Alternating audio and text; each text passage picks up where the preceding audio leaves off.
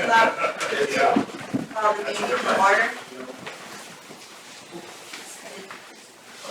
I pledge allegiance to the flag of the United States of America and to the republic for which it stands, one nation, under God, indivisible, with liberty and justice for all.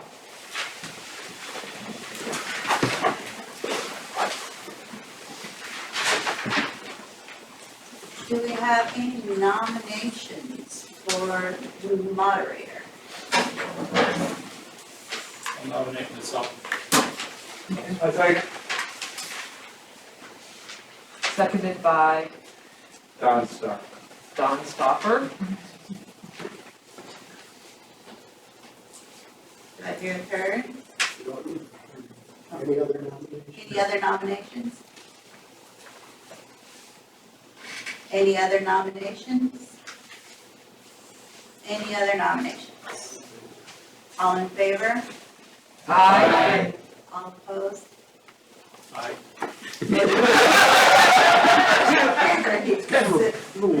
Buzz Erickson is the moderator. Full disclosure, you probably should have known before I went. Shelley, the clerk is my wife.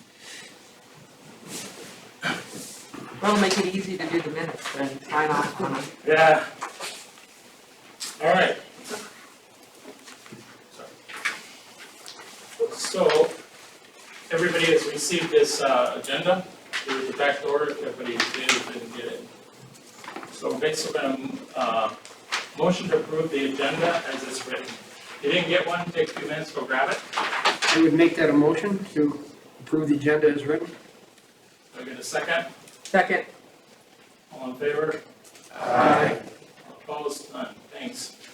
Okay. So the 2023, for the 2024 minutes, were they back there or are they online typically? They've been online. They've been online.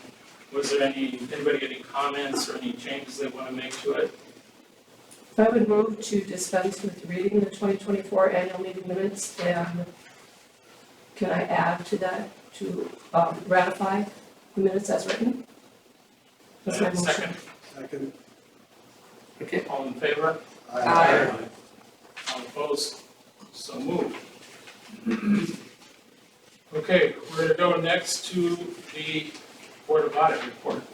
And Kelly is our new treasurer, and Gary's been helping her a little bit, so. Could I make a motion to waive all the reading of the checks and the receipts, and just have the treasurer read a synopsis? I'll second that. Do I get a second? Don Stoffer seconds. Hold on to second. Okay, all in favor? Aye. All opposed? So moved. All right, go ahead. We have a new treasurer and a new clerk who are up here, and they're doing a great job. But they're both brand new, and I've been around for a while. My name is Gary Goldsmith. And so I have been asked by the township to provide some support to them. Since this is Kelly's first annual meeting, I'm going to provide the information about the treasurer's reports. I recognize quite a few faces, so I know quite a few of you have been here before. Just to tell you what Board of Audit does is the Board of Audit is where your town board sits as a Board of Audit to look at the financial work that the treasurer and the clerk have done during the year. And they do that both in a broad scale and in a very detailed scale.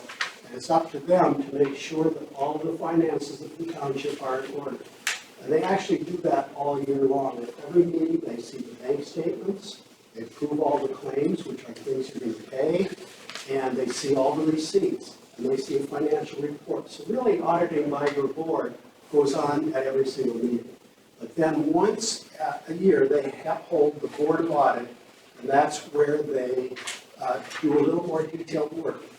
They look at the financial report, and I'm not going to read this because we got a motion to just give a summary, but if you look at the bottom line of this report, this tells you where we were at as of the last day of December of 2024.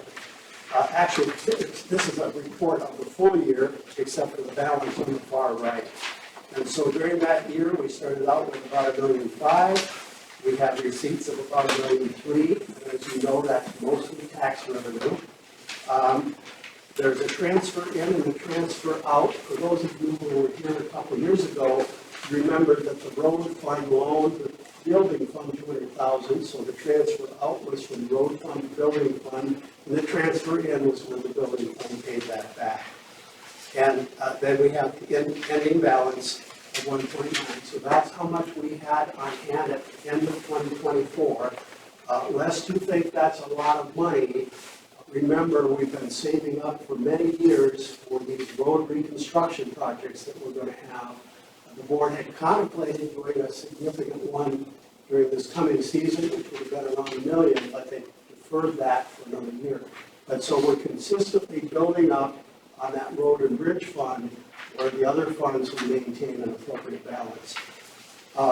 The next many pages that I won't go through are what the actual report of the detail through all of the accounts, and that's available, I think, somewhere in the building, and if not, if you're really interested, the clerk will certainly be happy to provide you with a copy of that. So that was the treasurer's financial report, the detail part of it.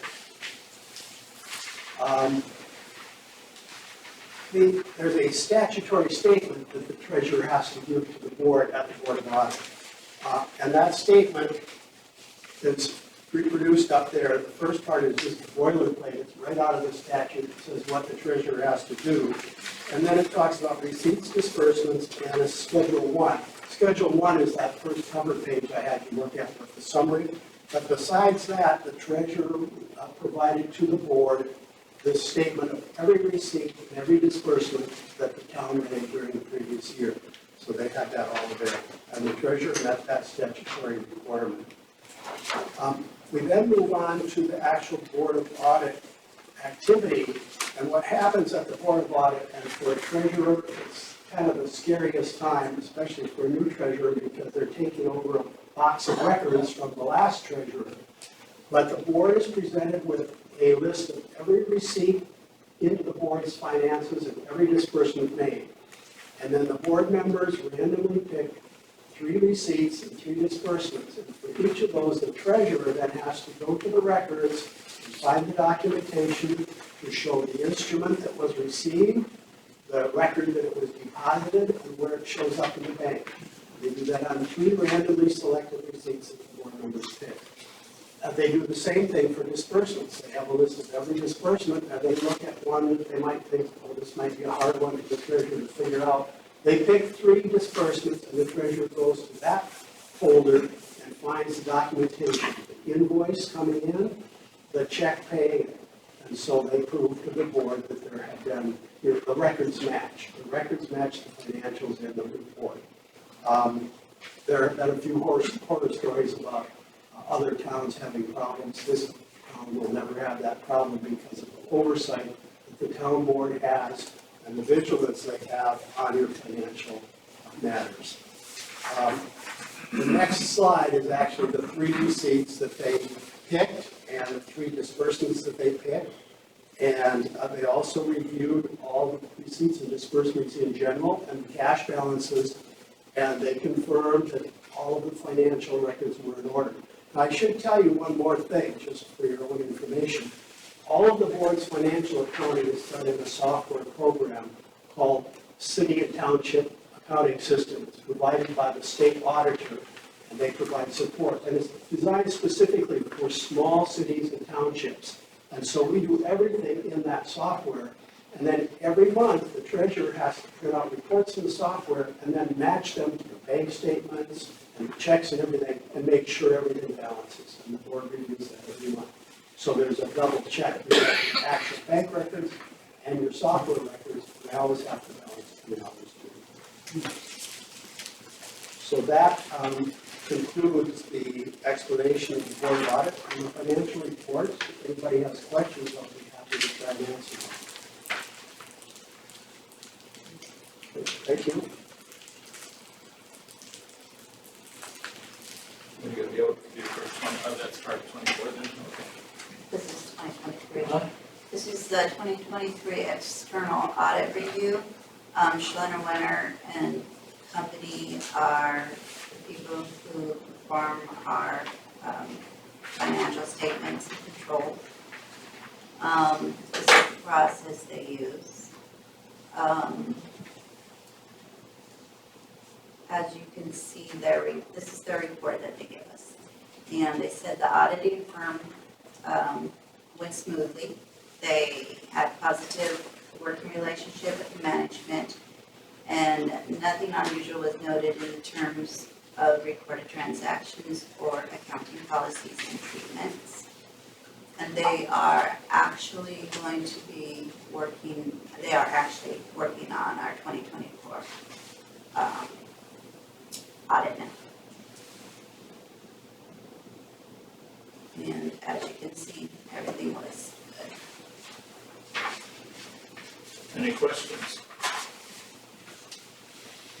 Schlenner Wenner, they're one of the bigger firms in this area. They're actually quite well known. They're very good at what they do. Okay, next we've got Big Lake and Zimmerman Fire Report. I think the most qualified person to discuss it would be Paul, right? She kind of been to all the meetings, or? No? You skipped 8. You skipped 8. You skipped 8. Oh, sorry. Oh, that's Oh, me. that's you. Sorry. So this is an overview of our population. Our 2024 estimated population was 4,747 people. We had 25 new home permits issued. Tax capacity, 6.39, 392 million. 2025 valuation taxable market value, 626 million. 893,260. 800, I don't know, that's a big number. I'd like to make one comment on this. The number, the valuation taxable market value is a number that your board pays close attention to, because this is the tax base. And for a couple or 3 years, we had a project called Shores of Eagle Lake, you're all aware of, which was building up very quickly. And if you look at this number, it was increasing quite rapidly. So the board was able to increase taxes a little more than they might have otherwise, because there was a new tax base coming online. And that meant they could increase taxes without affecting taxes for people who were already in their homes. So this number is a little bit scary to us in that it went from 622 million to 626 million, only a 4 million increase in our tax base. What that means basically to the board is they have to be very careful about increasing the levy, because the board has always tried to keep taxes fairly stable. And so there won't be a big jump, and you'll see that later on very smooth. So 2024 residential development, Shores of Eagle Lake had 11 building permits issued in 2024, and it's almost full now. Pinecrest Estates had 23 lot developments, and 11 building permits have been issued.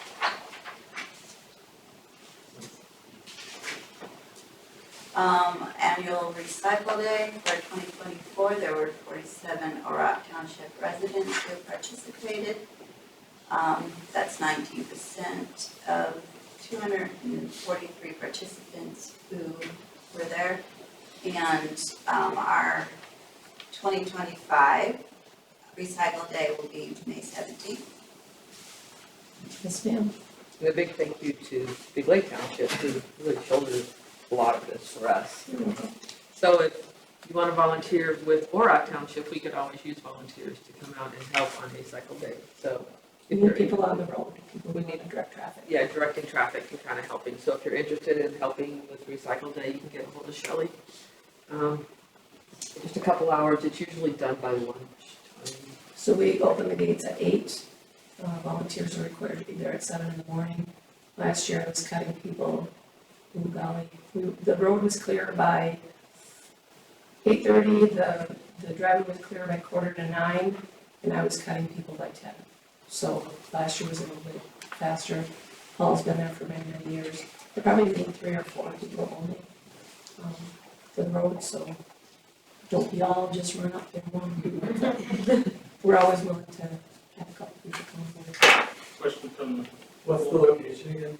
We're at the Big Lake Township Maintenance Facility, which is, if you're familiar, where 205th goes in front of Liberty School. You take that bend, it turns into 166, it's the blue building on the right-hand side. Thanks. You're welcome. And I believe you have cards ordered or getting ready for, I'm going to. so you should get a flyer.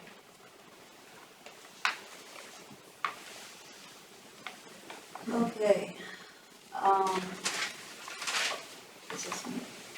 Overbill 2024 levy for taxes payable in 2025. Annual meeting, electorate, town residents approved and certified the levy for taxes payable in 2025. $1,125,000. Road and bridge was $850,000. Fire protection, $140,000. And general fund, $135,000.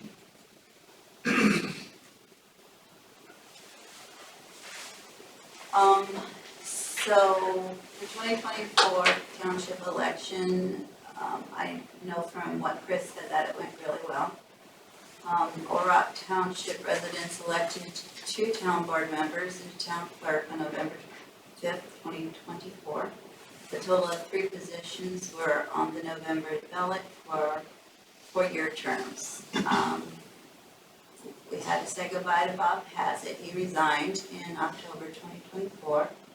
Outgoing supervisor was Gary Goldsmith, who was helping us as a consultant now. Outgoing clerk Chris Fliver did not run for re-election. Outgoing treasurer Janine Arnold resigned. Newly elected supervisors are Dalton Heiderling and Peter Bowen. And newly elected clerk Shelley Erickson, me. And the newly appointed treasurer Kelly McConda. There were 1,747 ballots were cast in person at the November general election. 698 absentee ballots were cast for a total of 2,445 ballots cast. 2,662 voters were registered at 7 a.m. and 179 voters registered on site. Total Orrock Township registered voters were 2,841. 86% of the registered voters voted. And Chris Good job, wanted Orrock. to say a big thank you to all the election judges. that's pretty good. It's awesome. That's fire report. All right, You went to And one we have meeting, a so new you're the flyer. winner. we went to at least one. I'm Paul, I'm a supervisor, and yes, I went to the most recent Big Lake, City of Big Lake Fire Department meeting. That was the finance committee. We didn't see you there last Tuesday. No, I'm sorry. One before. See, You I did. represented to have a discussion with the fire board, and we had some concerns. They were, I thought, well answered as far as our fire protection. In the fire protection, they actually give us a spreadsheet of how many calls they have over the year for just Orrock Township as well as for the city and Big Lake Township. And then our whole formula on the finance is based by their budget and our percent of the total number of calls. And that was something that we discussed and developed 2 years ago, right? With them, it is very similar, but there is some differences than with the Zimmerman Fire Board. That's what originally, I attended a lot of those meetings as a council member. And they are also on a formula. And so because of that, I think that it helps both fire departments And it definitely solves our problem with having fire service and emergency service to our area. And we're very pleased with both departments assisting with us on that. Any questions other than that? We get their agenda every time they meet, and that's kind of the decision Dalton, who is new, and I are looking at as to whether we need to attend or not. They meet every other month. Odd months, the first Tuesday, yeah. Yeah. So, any questions? Thank you. All right, the next one is the road committee, and Mr. Peter is our treasurer. I'm Peter Ong, supervisor, also road authority. Been doing it for about a month now, so this is kind of new. The annual road report, I'll just read off what's on here. Purpose of this report is to present a general summary of the roads, projects, and our maintenance activities completed in 2024. For additional information, please, maintenance projects, actual work completed, budgets, please attend the board meetings and stuff like that, or contact one of us, and we'll try to answer your questions as best we can. The goal of the township is to maintain the township roads such that they ensure and safe welfare of our residents while balancing the relatively high cost of road maintenance. We currently maintain 47 miles of roads, which are covered with asphalt. Road inspections are conducted annually by the township supervisors. We have not yet set That's on our agenda for March. on our agenda for March to Plan our set road our road tour. tour. So, Kind of hard, we expect there to be snow, so we don't tend to do it in the snow, so.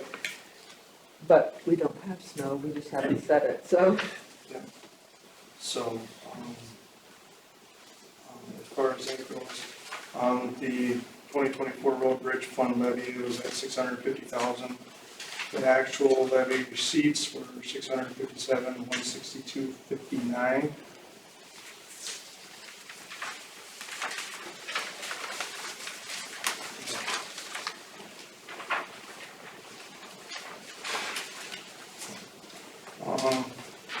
The 2024 total road expenditures were $574,115.95, including the 2024 road improvement overlay projects with a total cost, including engineering, of $389,543. Snow and ice control for 2024, January through December 24, were $35,000. Pothole rut filling and patching for 2024 were $6,772. Sinkhole repairs, sinkhole on the east side of Ann Lake, $15,808. Tree trimming, brush trimming, and stump removal for 24 were $54,405. Culvert and basin cleaning, $13,783. Ditch mowing, $8,000. Signs, $6,590. Road drainage studies were $9,461. And then the 2024 road maintenance activities, the tree trimming and removal, brush stump removals, and tree trimming and brush removal involves trimming tree branches, removing trees and stumps from the township right of way. In general, our goal is to focus our trimming activities on oak trees during the winter to avoid the spread of oak wilt, and use trees such as elms, cottonwoods, etc. in the summer and or fall.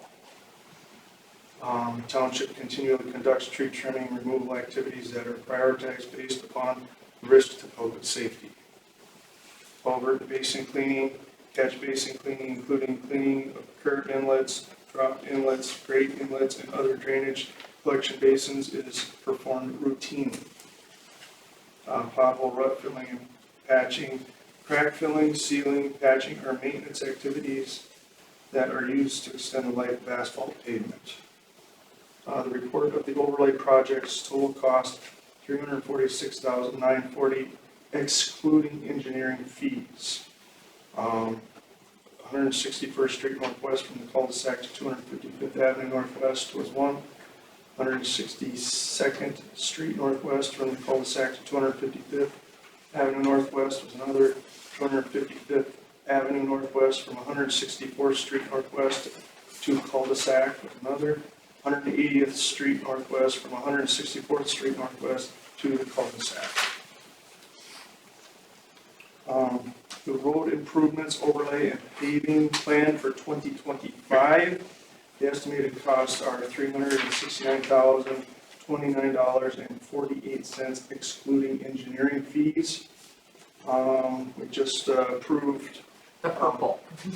the purple section, which is circled right there. 253rd Avenue Northwest, east of County Road, State Aid Highway 15 to the DNR Forest Road. Kind of should be 5 on the east side of Ann Lake. It's supposed to be 5. Oh, it should not be 15. 5. That'd be a typo. It's a typo. It should be County Road 5. And then the other part of that T was 180th Street Northwest, south of 253rd Avenue Northwest, which will be a overlay and paving of that section. The other ones are 245th Avenue Northwest, east of State Highway 75, and then 190th Avenue Northwest from 245th Avenue Northwest to 247th Avenue Northwest, 162nd Street Northwest from cul-de-sac to 255th Avenue Northwest. So, go back, just go back. Okay, so, and as you can see, there's a section at the bottom which everybody's kind of asking us about, and that's kind of the one that we pushed off because we think there's gonna have to be some discussions. There's some other things that's around the lake, and that's gonna be a tough project. So we didn't wanna jump in without input from the community. And when do we do it? Do we do it fall? Do we do it spring? Do we do it, we can't do it winter? There's a lot of moving pieces on that one. I know. So that is coming, and that is our big, our next one that's coming. And I will also say that some of the stuff that we had on our roads in 2024 wasn't expected. We didn't expect the sinkhole. We didn't expect some other things that we had to do. So coming in under budget, given all the extras that we had to do that we weren't expecting, some of that tree trimming were things that we had to do that we weren't expecting. The culvert, we do the culverts annually, although we had to redo a couple of them because we had some problems. So we've had some things pop up, so I'm very thankful to the board for working really hard to keep us under budget, even though we had quite a bit of extra that we had to do this year. And we had a hand raised over. Question for, I think Peter, is that right? The last 2 winters, we've had really low snows, and did we have any savings for snow removal? And if we did, were we able to use somebody else or do with it? We had our finance team that worked on the budget, we actually had that exact discussion as we did our finances, and he can tell you what we did with it. Right, it is always a challenge to predict the winter, as you all know. We have a contract with a snow removal company. He's a local guy, you probably know him as well. But because he has to maintain a certain level of equipment, he also has to maintain a certain level of staff to be able to come out when Peter calls him and says, get the roads plowed. He does have a minimum guarantee in his contract, and that minimum guarantee for one snow season is $35,000. That's why you saw when Peter went over that, he paid the minimum. This is the second time that I am aware of that we paid the minimum. This year, this season might be another. What happens to the remaining money is it just remains in the road and bridge fund for other purposes. So I want to know, thank you. As long as we're on the subject, kind of an opposite direction as far as the budget goes. And we thought about doing a 1-inch trigger? That's probably something that I would, coming up here this spring, when we start reviewing policies and stuff, I'd like to try to revise and rearrange the snow policy to see if we can do something different without raising taxes or costing the township any more money. Mr. Moderator, if I may. Yeah, I mean, that's one of those things that keeps coming up with the township.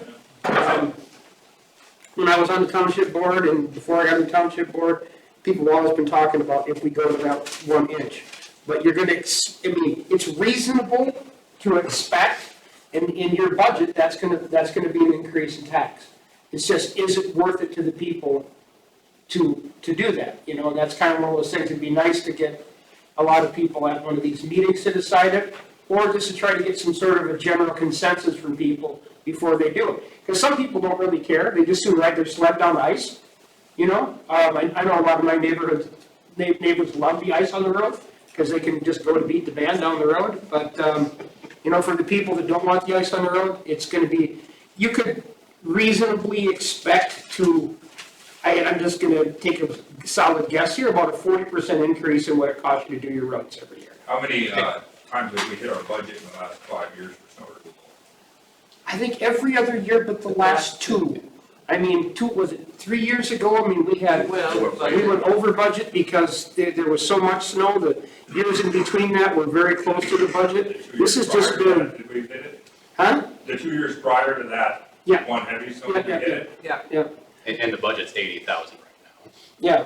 So, and it's been kept the same for this year, even though the last 2 years have been light, Right. still keeping it the same. Right. I mean, this is the place where you can bring we have a section later on where people can bring up their ideas and ask. Yeah, it's just, you know, obviously one of the most common Right. complaints would be the snow, and obviously money goes along with it, so you pay for it here or here. Right, I mean, that's what, It's one of those things you could probably actually calculate the approximate cost. I mean, you could go even a little bit high and say maybe even a 50% increase in what it costs. And if you're at 80, then you can say, okay, we're gonna go to 120,000 for our snow budget, and we would know exactly what that's gonna cost the citizens of Orrock. Right on average. If you're good with math, or you got a calculator. Is what it would be. So, this electorate can vote, all of us can vote that that's what the township wants. And if that's what the township wants, then yes. Right. Go ahead. Chris. That's okay, I've been called much worse. This electorate cannot No, dictate, you can recommend. Yeah, Right. But the only thing that you can do is set your levy tonight and a couple other things, like if you wanted to move your elections back to March.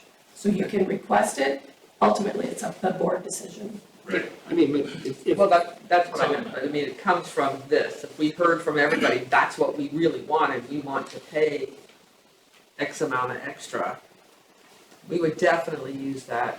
Yeah, or let Peter have the role of deciding between 1 and 2, depending on the 7-day forecast. Is it gonna snow another inch tomorrow, well, then you wait that time. Or- He already does have that, especially, and he works in conjunction, and I'm always stepping in a little bit because he's new.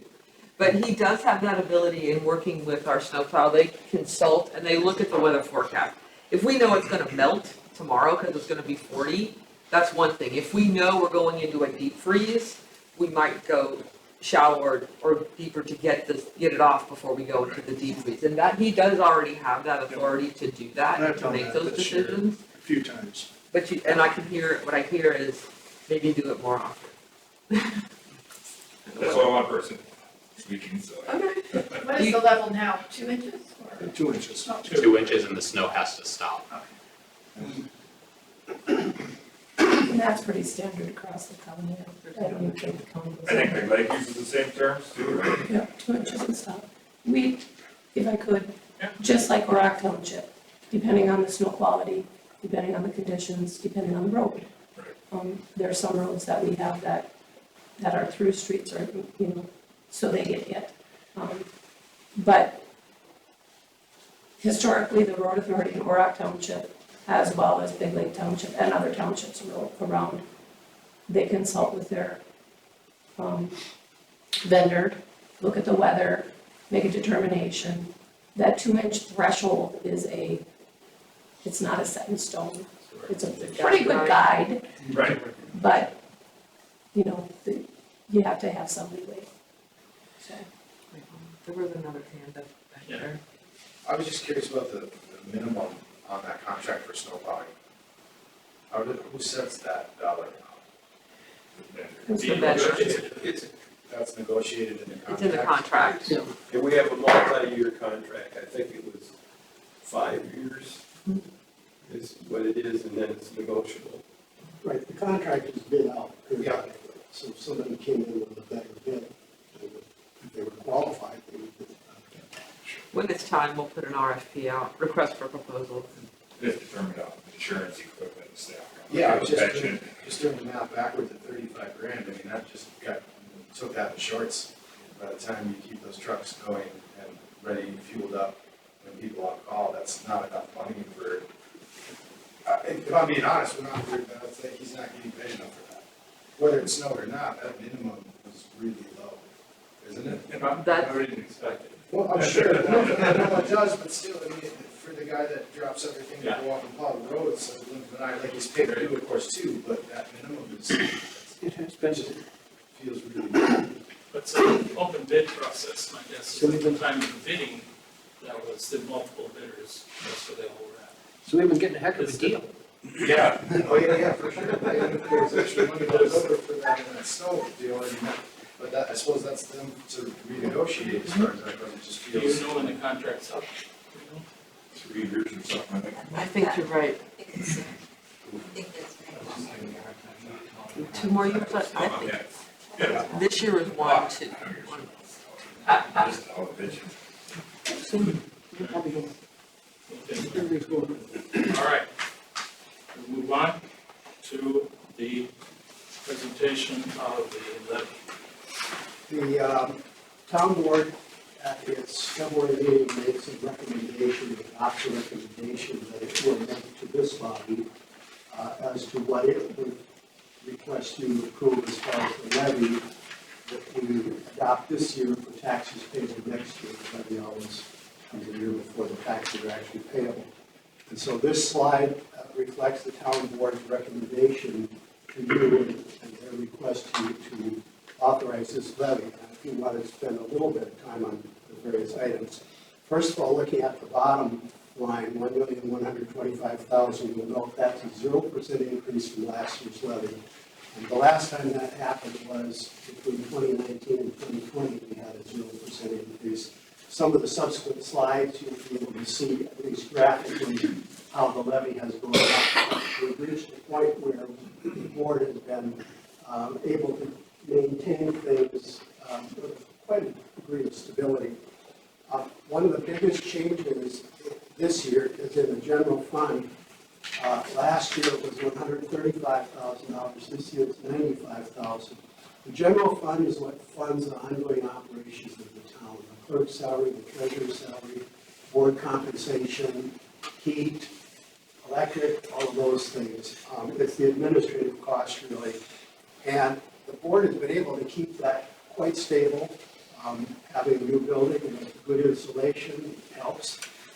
But we also are required by policy to maintain a cushion in each of these funds, and so that if something goes wrong, we have money left over. And the cushion in the general fund was getting to be more than required. So the reduction in the recommended levy is both the board's recommendation, or board's acknowledgement that the general fund is stable and we can keep it a little bit lower, and also we will be drawing some on the cushion because it's higher than it needs to be. So that's why the general fund has gone down. Road and Bridge last year was $850, it's gone up to $875. It's a fairly small increase. The board tries to increase Road and Bridge by about 3% every year. Again, as I mentioned, we're trying to build up that cushion so we can do reclaims when we need to. This year, that's a 2.9% increase in Road and Bridge. Fire is one of the easier ones because of the new contracts. We negotiated dating for the figures that go into it, the budget figures and the tax figures, so that we're using figures that are actually a couple of years ago, so we know them now when we have to set the budget for what we pay next year. So we're able to budget the fire fund almost exactly what we're going to pay. We don't budget a cushion in that. And so that was 140,000 last year, and the recommendation is 140,000 this year. The last item is the capital fund, which we're recommending 15,000. We use the capital fund to construct a building. There's some money left over in case we have any major capital expenses. But the biggest reason for recommending a $15,000 levy into the capital fund is because the county is in the process of turning over maintenance of emergency siren systems to the townships.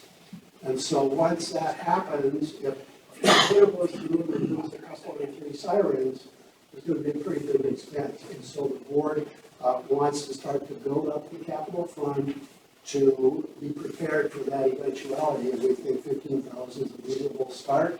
Once we get it up to a level to pay for a couple of sirens, they'll be able to back off. Gary, just for clarification, they haven't yet sent them to us. That was the possibility of it happening. There's still some approval processes that need to happen, but we wanted to be prepared in case that happens, that we're not caught short on trying to gather funds for maintenance or anything else. And if it turns out that we don't get them, well, then I'm sure we'll find a way to. FEMA hasn't approved it yet, the sirens, so it's kind of still in limbo, but the county doesn't want them. So we're in that middle of the ground process right now, but again, looking more forward than getting caught is what the board kind of decided we'd like to do. And 15,000 we didn't think was too much to ask for us to be prepared. I have just one question. How many sirens does Orrock 16. Township have? 16. Are they all required? Did they do the survey and decide that they're all good? 16 in Orrock? We have 16 in Orrock. It's more than you're required.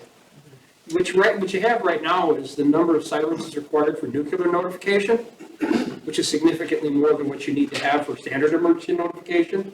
And they've been maintained by Xcel Energy because of the new plant. Xcel Energy, the PUC and everyone involved is letting them go to digital notification of a nuclear accident instead of having to use the sirens.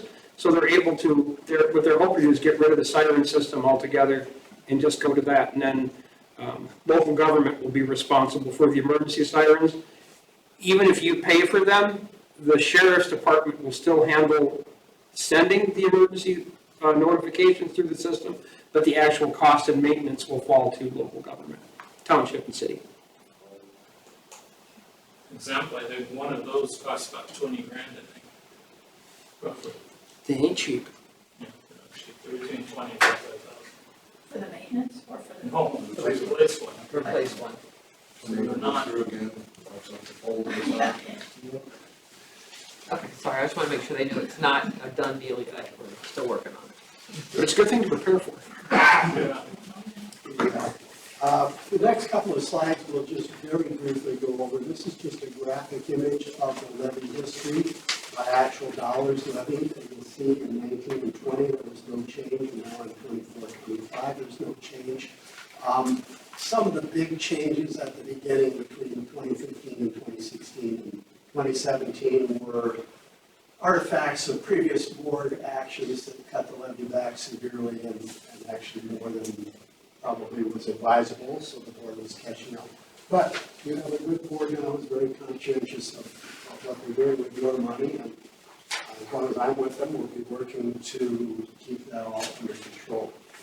The next slide is a little bit esoteric, but it's the levy versus the net tax capacity. Net tax capacity itself is a kind of a cryptic number. It's defined in statute. Essentially, it means how much the town could tax if everybody was taxed at the lowest rate. And that's really a capsule explanation. What this slide does, though, is tells you that the taxes we're levying based on, compared to our total value of our real estate, have been going down and now staying steady in this particular year. That's been a board goal. And when you say compared to the value of our real estate, the levy can go up and the tax rate can still go down when you're having big increases in the value of your taxable real estate. Now that's pretty much. I'm not going to really go over this slide except to point out again, those big increases starting in 2015, 2014, 76%. The board back then had basically cut everything almost, well, it was $385,000 for everything. So there's no money for roads, no money really for anything, and when the new board came into place, they had to make a big increase right away and a pretty big increase after that. And then they started trying to take it off, and the current board, which has been changing over time, has been, as I mentioned, trying to keep control of it. I'm not going to talk about this slide. It's a historical slide by each fund. If you want a copy of it, I'm sure the clerk can provide a copy. Okay, you've got a copy of it, so you can look at that. If you have a question about it, I think I can probably answer that. I have a question. Yes. Is the board and just helping through membership that time, is that why that 2014 to 15 to 16, there was such a significant difference between the general, the roads and the fire funds? That same year, is that the And reason? you're looking at the director.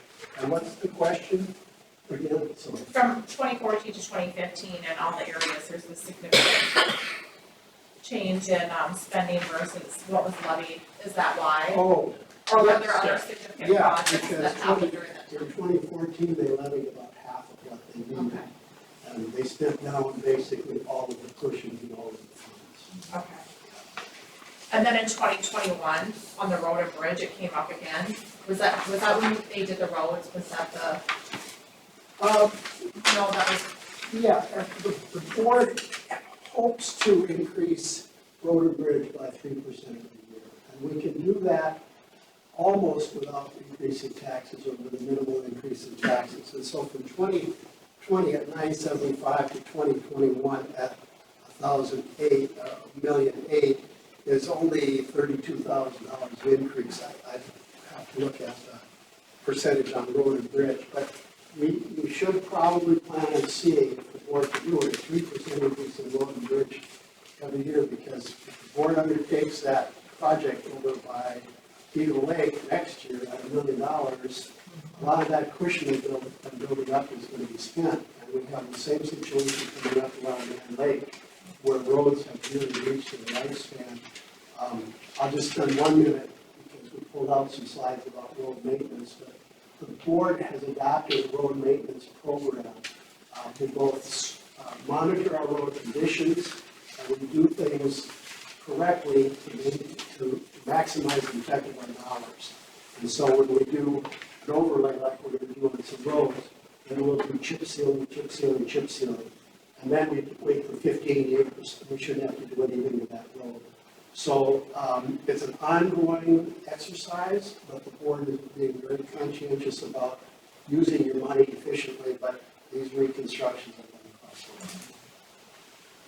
I will add to that you can also see in 2021, there was $1 million spent. And that we do look, I mean, those projects are coming and we're gonna have at least one, if not two. And so that's why some of that is there. The other thing I will tell you is you start looking from 2020 to 2022, 23, 24, cost of everything skyrocketed. Cost of asphalt skyrocketed, the cost of contracting, everything skyrocketed. So some of that pricing also reflects some of that. What we used to pay for a road is very different than what we ended up paying for our roads. I'll mention one other thing. If anybody looks at 2022 and 2023 on road and bridge, it went from 800 to 650. That's because that's the year the board put $200,000 into the capital fund for the building. And so as not to hit taxes too much, we decreased the road and bridge levy, and then we brought it back up the following year. So we borrowed money from ourselves and paid ourselves back. We did that as well. Yeah. The levy, we just dropped off. Yeah. That is that. We're not on to the motion, we're on to number 12 now, which is the moderators.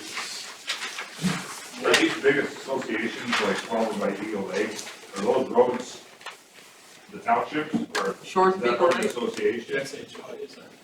there are. Yeah, when a plat is proposed, they are required to build the roads to our specifications, which are way better than they used to be. What are they, a 7-ton road? I think there's 7 or 9. Well, I think we're at I 9. think we're at 9. We're a 9-ton road in And Orrock. once they complete the development, complete the ditches, the culverts, and the road, and do the wear course, the last course, and everything is ready to go, then we do formally accept those roads as township roads. Okay. So we did that at Shores of Eagle Lake, we've done that in Twins. Pine Crest We just West. did Pine Crest a Just, couple yeah, months ago. So eventually we do accept this.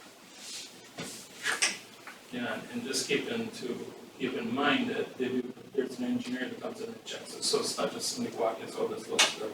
They actually go there and make sure it's up to spec, done according to this, to what was in the original bid documents, Okay. which just not really. Those of you that do come, if I may. Yeah. For those of you that do come to our meetings, our engineer is here every meeting. So, giving us either problems or updates or potential projects or going over our road maintenance plan, always keeping us up to date. So it is a monthly thing that we are getting updated on our roads and the status of them all. And if we've had call-ins, we've had problems, if you've contacted Peter, there is one we're working on with Becker Township right now, where one of our roads meets with Becker. Those things are, our engineers called in then, we don't wait for that month to come to talk to them. We call in our engineer, we talk to them, we work with them, so it's an ongoing thing with the roads. As far as the general fund goes, in paying supervisors and board members, everybody to do the township, who oversees that as far as if they're going to a meeting and they want compensation for that? Does somebody decide if that's relative to our township or applies here? I guess who's overlooking that? We have a set policy right now that you would have to be there as a representative of Orrock, meaning we were invited to that meeting or were asked to speak at that meeting or something, to be compensated for that as a meeting. And how do we know that applies to our township, you attending that meeting, I guess? But you That's not correct. you go to one Well, meeting it per is, that's month. where our policy reads. Right now, The we, policy, sorry, the policy was changed a year and a half ago, almost 2. should pull the policy. Before that, it was, we get an hourly wage for different meetings and that. The policy was rewritten that supervisors get paid $150 a month for prep, but they must, in order to collect that, they must attend the township meeting that month. Normally, we have one a month. Except in January, when we readopted our reorg, we actually had in there that supervisors may collect $20 an hour for meetings. It was in number The 3. $20, For supervisor visits. So that's what I was referring to him. So he's asking about meetings other, or, correct me if I'm wrong, are you talking about off-site meetings or town board meetings? You're correct, offsite. Off-site meetings. So like SCAT, the joint meeting down at the city of Big Lake, things like that, Hall to Palmer, if I could. When a supervisor attends the Sherburne County Planning Commission, the Planning Advisory Committee, they're compensated from the county. By Sherburne County. So they cannot double dip and get paid by Orrock Township as well. And I'm compensated by SCAT, so I don't get paid to go to that. So it wouldn't be, if Supervisor Hillinger goes to a SCAT meeting and chooses to claim compensation, he could get paid if that's what the policy now states. Now, mind you, not everybody who serves as an elected supervisor or officer of the board, because your treasurer and clerk are also officers, claim compensation for everything they do. That's up to them. The offer is there, the ability to claim it is there. Whether or not they do is up to them. And really it's, you have to trust your board with some things. But they're not gonna, try and collect money that they're not due. Gary wants. Yeah, well, one other thing, the real question is who looks at that, the treasurer looks at it. The treasurer, every pay claim is submitted to the treasurer. Typically for the board, it's $150, and that's the board meeting, and any other committee meetings, and most members don't bill for anything else. And that's a really reasonable pay, because if you look at the materials they have to go through for a board meeting, there's a lot of time outside of the meeting. But if there are a whole bunch of things on the pay claim, the treasurer will reach out to the town, to the board member submitting that claim and clarify, and then that